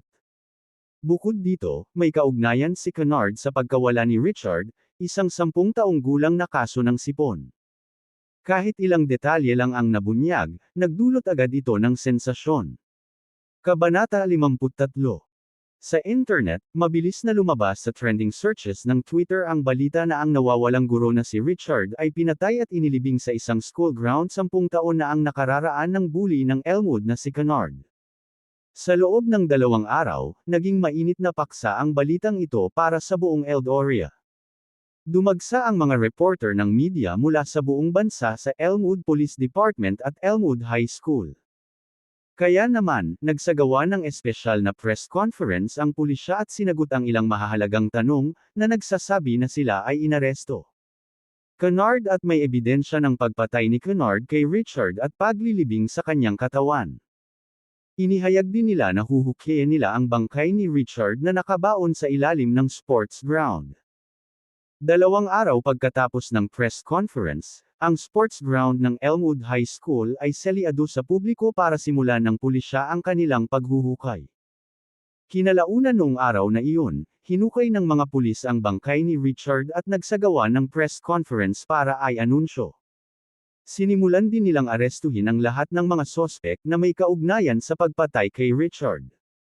Ang 10 taong gulang na kaso ng sipon ng nawawalang si Richard McCann ay sa wakas ay nalutas at ang katotohanan ay nahayag.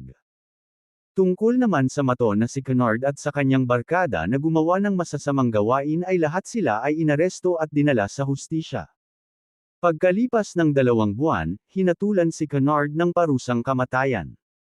Ang kanyang mga miyembro ng gang, si Brooke at ang iba pa, ay sinentensyahan ng iba't ibang sentensya sa bilangguan para sa pagpatay, pananakot, pananakit sa iba, at iba pang krimen. Ang mga maton na nagdulot ng pinsala sa publiko ay inalis at lahat ng mga tao sa Elmwood ay pumalakpak.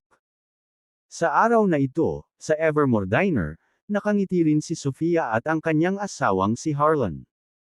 Sa oras ng tanghalian, si Sofia ay nasa mabuting kalooban at gumawa ng masaganang pagkain na parang nagdiriwang ng isang holiday. Nagulat ito kay Jeric at sa kanyang kapatid nang bumaba sila para sa tanghalian. Tinanong ni Everly ang kanyang ina, "Nay, anong okasyon ngayon? Bakit ang daming pagkain? Maaaring hindi ito anumang okasyon ngayon, ngunit sulit na ipagdiwang. Ang mga bully namin sa nayon, sina Kennard, at Brooke ay inaresto ng pulis. Sa wakas, hindi na natin kailangang mabuli ng mga hudlom na iyon." Napangiti si Sofia. Sal. Sa puntong ito, ngumiti si Sofia sa kanyang anak. "Huwag kang mag-alala, hindi ka na nila guguluhin. Maaari kang mag-focus sa iyong pag-aaral. Ngayon." Tumango si Everly. Dahil sa wakas ay nahuli ng mga pulis ang mga kontrabida, sina Kennard at Brooke, sa wakas ay makakapag-aral na siya ng mapayapa at hindi na hinaharas ni Kennard. Si Jeric at ang kanyang kapatid na babae, ang kanyang mga magulang, at si Gerald ay umupo sa hapag na puno ng masasarap na pagkain, at lahat ay nagsimulang kumain ng masayang. Umalangaw-ngaw sa restaurant ang tunog ng mga toast at tawanan. Habang sila naglakad papasok, kumakain, may narinig na tunog ng kotse sa labas ng pinto, at maya-maya, isang binata na may hawak na portfolio. "Robin, dumating ka sa tamang oras. Sumama ka sa amin." Nakilala ni Jeric si Robin at agad siyang binati. "Oo, si Robin ang pumasok." Nakangiting sabi ni Robin, "Dahil masaya kang kumakain, sasama ako sa saya." Agad na dinala ni Sofia ang isang stool para kay Robin at naglabas ng bagong pares ng mga tableware. Sabi niya kay Robin, "Robin, I'm so glad. Dumating ka. Kung hindi, natatakot akong hindi maubos ang mga ulam sa mesang ito." Sabi ni Robin, "Mrs. Agosta, huwag kang mag-alala. Tutulungan kitang tapusin ang pagkain." Nang marinig iyon, nagtawanan ang lahat. Sa oras na ito, tumingin si Robin kay Jeric at sinabing, "Jeric, bago salakayin ang mesang ito ng masasarap na pagkain, mayroon akong mahalagang sasabihin sa iyo." Nang marinig ito, lahat ay tumingin kay Robin at ang kanilang mga ekspresyon ay hindi namamalayang naging seryoso. Sinabi ni Jeric, "Robin, ano ito? Magsalita ka." Binuksan ni Robin ang briefcase sa tuhod at naglabas ng napakalaking sobra. Tila may 2 parihabang brick na nakausli sa loob ng sobra. Inilagay ni Robin ang nakaumbok na sobra sa isang bakanteng espasyo sa mesa sa harap ni Jeric at sinabing, "Jeric, ang katotohanan ng pagkamatay ni Richard sa palaruan ay nahayag pangunahin dahil sa mga pahiwatig na ibinigay mo. Mayroong 40,000 sa sobra. Ito ay pera na inaalok ng pulisya 10 taon na ang nakalilipas bilang isang gantimpala para sa anumang pangunahing mga pahiwatig." Sa una, personal na ibibigay ng police superintendent at ng tatay ko ang pera sa iyo. Ngunit masyadong malaki ang kaso ni Richard at napakalaki ng epekto. Busy pa rin sila sa gawaing iyon. Bukod dito, natakot sila na magdadala sila ng kaguluhan sa iyo kung sila ay dumating, na ang mga mamamahayag mula sa buong bansa ay dumagsa sa iyo at maapektuhan ang iyong buhay. Kaya para maprotektahan ang iyong privacy bilang impormante, hiniling sa akin ng tatay ko na bigyan ka ng reward money. Nang marinig ni na Sofia at Harlan ang kanyang mga salita, hindi nila maitago ang kanilang saya. Nalaman na lang nilang niresolba ang kaso ni Richard dahil sa anak nila, na nagbigay ng importanteng clue sa pulis, at binigyan ng mga pulis ng 40,000 ang kanilang anak. Ito ay masyadong maluwalhati. Pareho silang proud sa ginawa ng anak nila. Bagamat hindi nagkukulang ng pera si Jeric, binigyan niya ang pulisya ng mahahalagang pahiwatig. Talagang kwalipikado siyang tanggapin ang 40,000. Okay, tatanggapin ko ang reward. Kinuha ni Jeric ang sobra at sinabi kay Robin.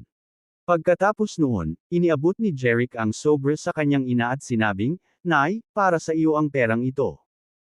Nang makitang ibinigay sa kanya ng kanyang anak ang kanyang reward na 40 milyon, hindi niya maiwasang madamay. Napaiyak siya pero hindi siya gumalaw para tanggapin ang sobra. Kaya hinawakan ni Harlan ang braso niya at sinabing, "Bakit hindi mo kunin ang pera?" Sa wakas ay nag-react si Sofia at kinuha ang sobra kay Jeric. "Kaya itatabi ko ito para magamit mo kapag ikasal ka na. Mrs. Maganda ang ideya ni Agosta." Nag-cheer agad si Robin. Gerald chimed in, "Tama, tama. Dapat mahanap ni Jeric ang kanyang sarili ng asawa sa lalong madaling panahon." Iyas Jeric. Pagkatapos ang lahat ay nagsimulang kumain muli ng masigasig. Pagkatapos ng tanghalian, gusto ni Robin na bumalik sa Elmwood, kaya lumabas si Jeric para makita siya. Bago sumakay sa kotse, tinanong ni Robin si Jeric, "Jeric, alam mo bang bumalik na si Lillian?" Siyempre alam ni Jeric na bumalik na si Lillian. Sa halip na sagutin si Robin, nagtanong siya, "So what if bumalik si Lillian?"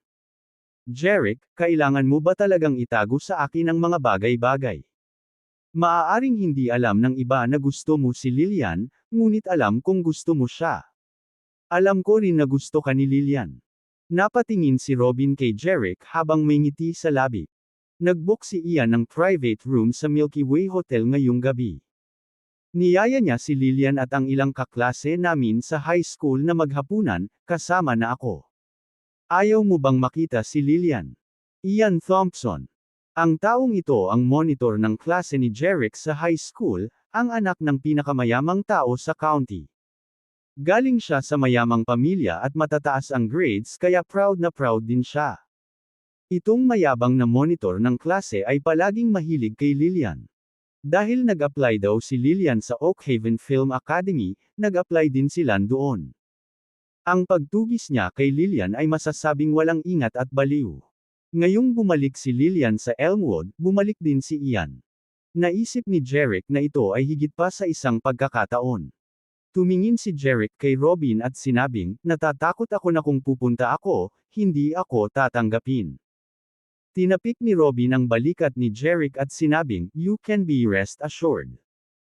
Sa pagkakataong ito, dahil sa takot na hindi malaman ng iba na inimbitahan niya si Lillian sa hapunan, inimbitahan nila ng lahat ng dati niyang kaklase, na ang ilan ay espesyal na nagmumula sa ibang lugar. Nakiusap din siya sa akin na tulungan siyang ipatawag ang mga dati naming kaklase para dumalo. Sa puntong ito, tumingin si Robin kay Jeric at nag-aalalang sinabi, "Pero natatakot ako na kung pupunta ka, hindi ka magiging maganda na makita si Lan at Lillian na magkasama."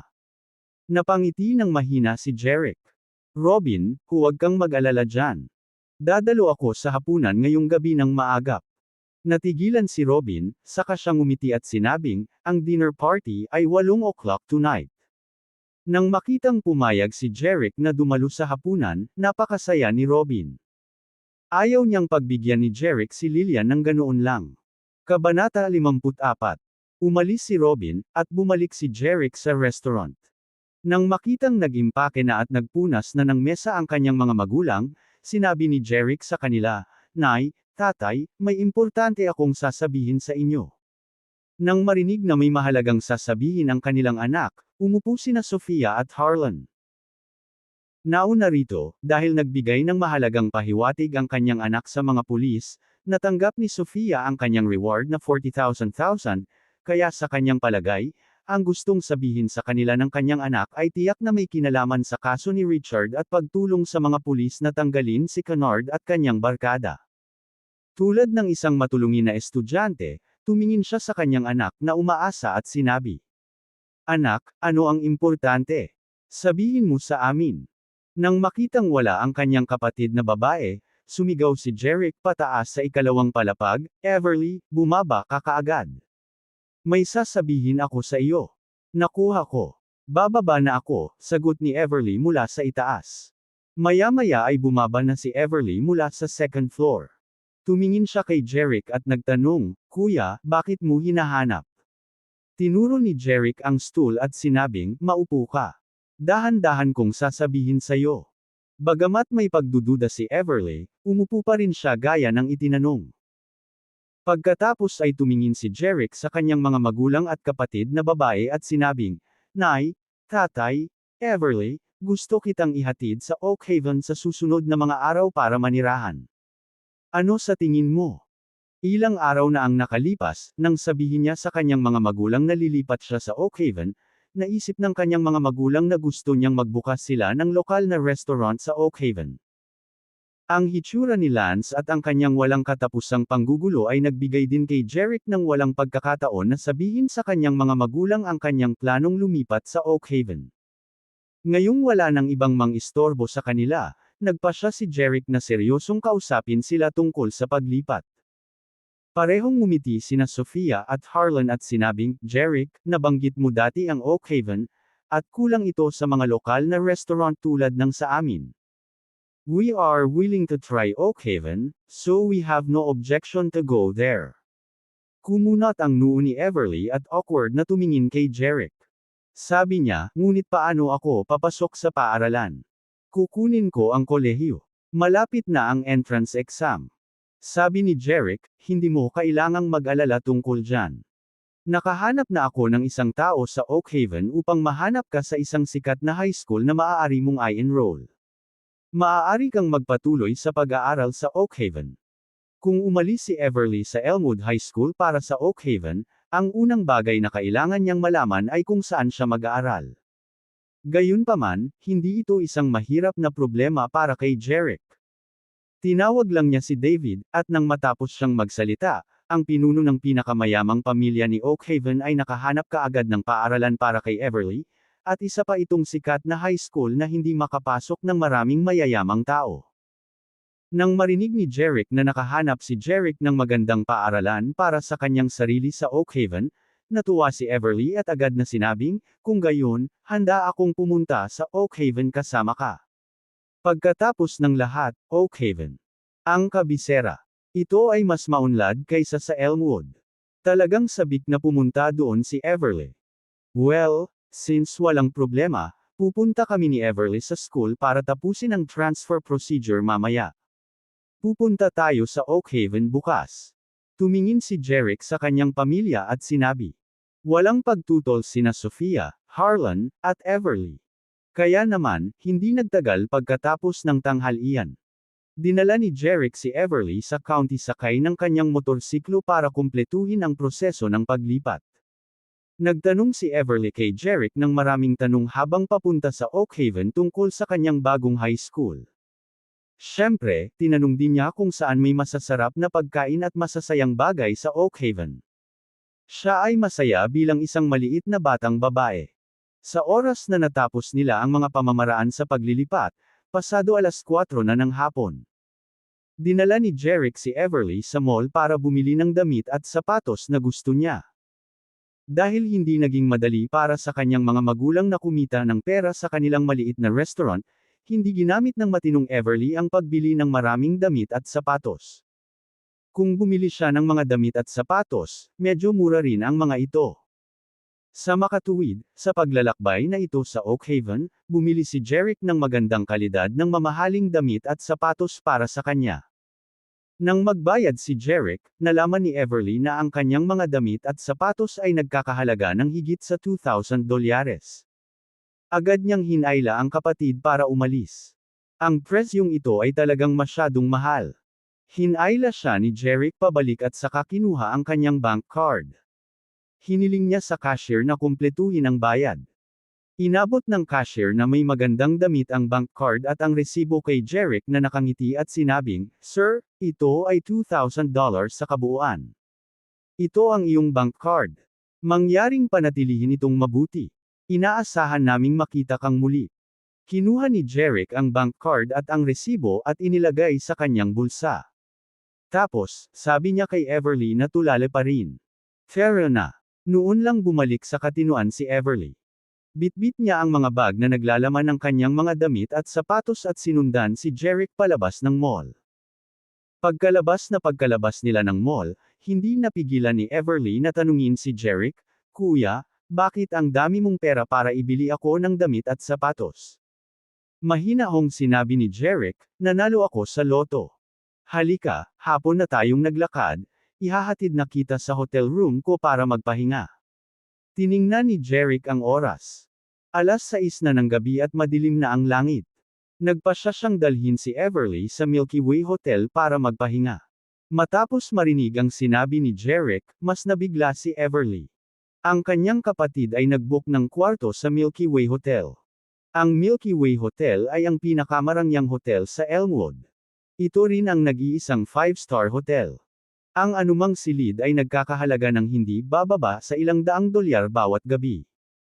Wala pang kalahating oras bago makabalik sa Springvale sakay ng kotse, kaya hindi naintindihan ni Everly kung bakit gustong mag-book ng kwarto ng kanyang kapatid sa Milky Way Hotel. Napakasayang. Bukod dito, ang ganitong uri ng pag-aasal ay hindi karaniwan sa kanyang kapatid. Dahil hindi gaanong mayaman ang kanilang pamilya, sila ng kanyang kapatid ay palaging matipid at hindi kailanman gumastos ng pera ng walang ingat. Ito ang unang pagkakataon na nakakita si Everly ng isang taong gumagastos ng pera ng walang ingat gaya ni Jeric. Kaya naman, hindi naiwasang itanong ni Everly, "Kuya, nanalo ka ba ng maraming pera?" Sumakay si Jeric sa kanyang motorsiklo, ini-start ang makina, at walang tigil na sumagot, "Oo, marami."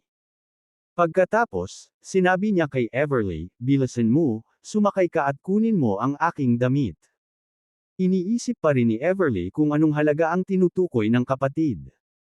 Nang marinig niyang pinasakay siya nito sa motorsiklo, mabilis siyang pumayag, sumakay, at hinawakan ng isang kamay ang damit ni Jeric. Habang pumuputok ang makina, humarurot ang kanilang motorsiklo patungo sa Milky Way Hotel. Sa loob ng isang marangyang silid ng hotel. Nang makita ni Everly ang marangyang hotel room na nabook ng kapatid, hindi niya maiwasang mapang-anga. Nakahiga si Jeric sa kama ni Gerald. Itinuro niya ang sarili niyang kama at sinabi kay Everly, "Natulog ako sa kama na iyon. Sa akin ka muna matutulog at sa kay Gerald ako matutulog." Noon lang napagtanto ni Everly na hindi pa nabook ang silid ng hotel noong araw na iyon, ngunit matagal nang nabook. Ngunit si Jeric ay nananatili sa Springvale nitong mga nakaraang araw kaya naiwan ang silid ng hotel na walang laman. Magkano kaya iyon? Gastos. Kabanata 55. Sa pinakamalaking kwarto ng Milky Way Hotel. Mayroong higit sa 10 kabataan na nakaupo sa paligid ng isang malaking bilog na mesa, kasama sina Robin, Lillian, at Celia. Ang binata na nakaupo sa tabi ni Lillian ay lalo pang nakapansin. Nakasuit and tie siya, at gwapo siya. Ang binatang ito ay Lan. Niyaya niya si Robin at ang iba pa niyang matatandang kaklase na magkaroon ng pagtitipon.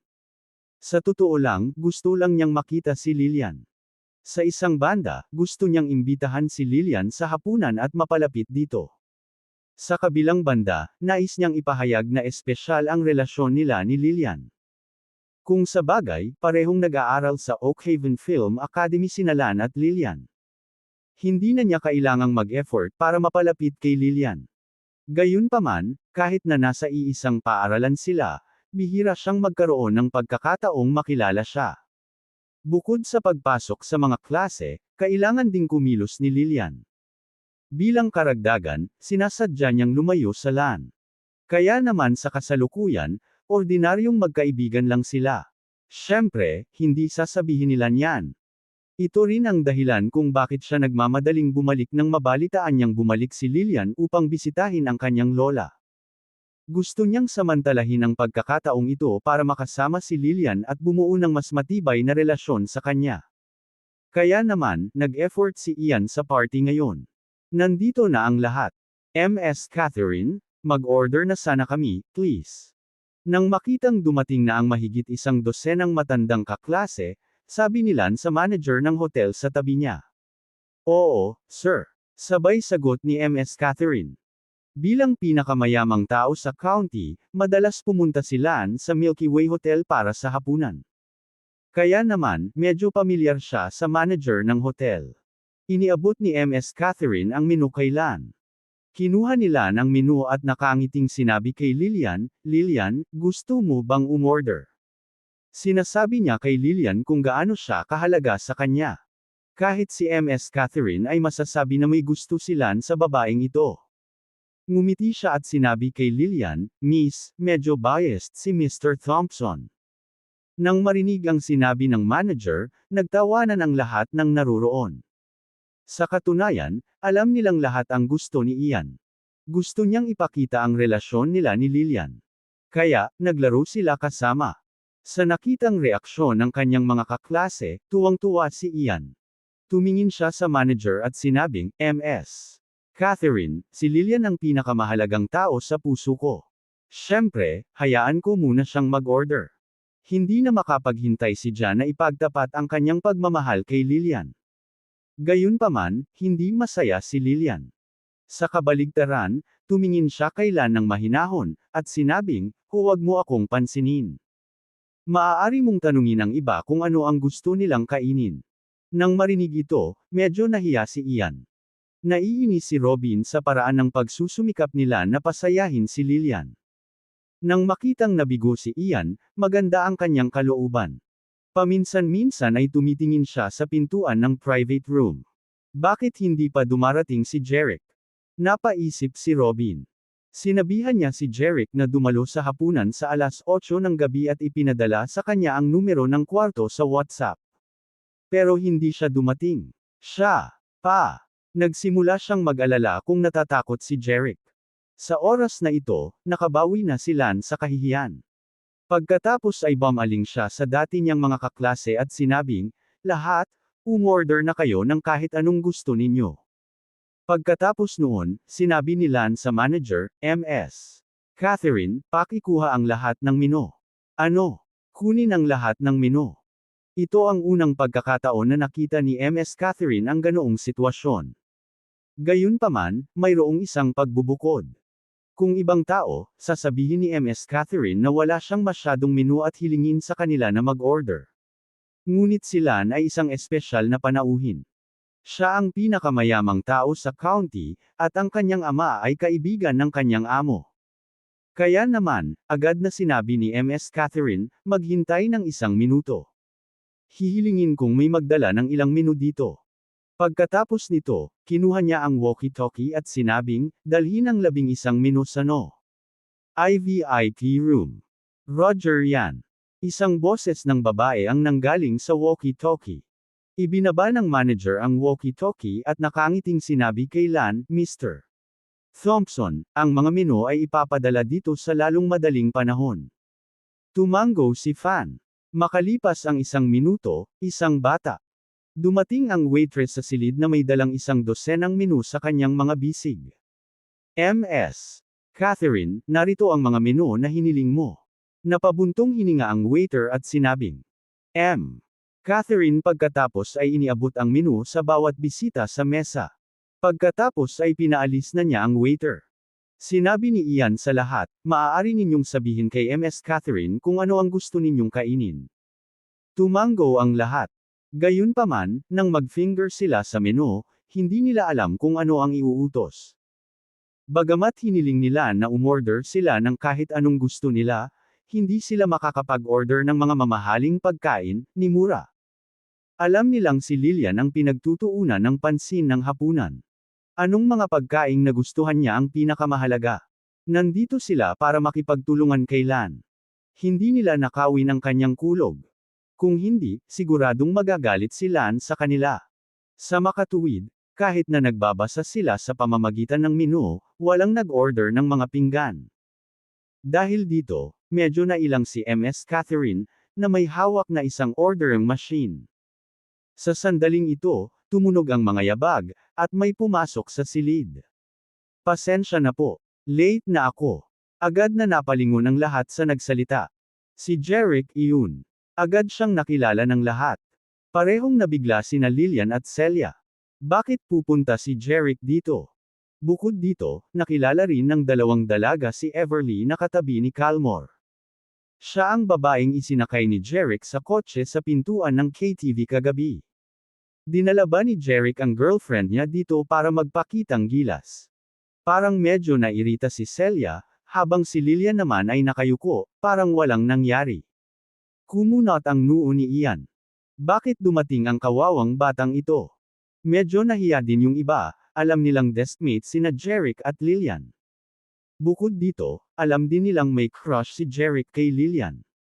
Walang nakakaalam kung ano ang mangyayari.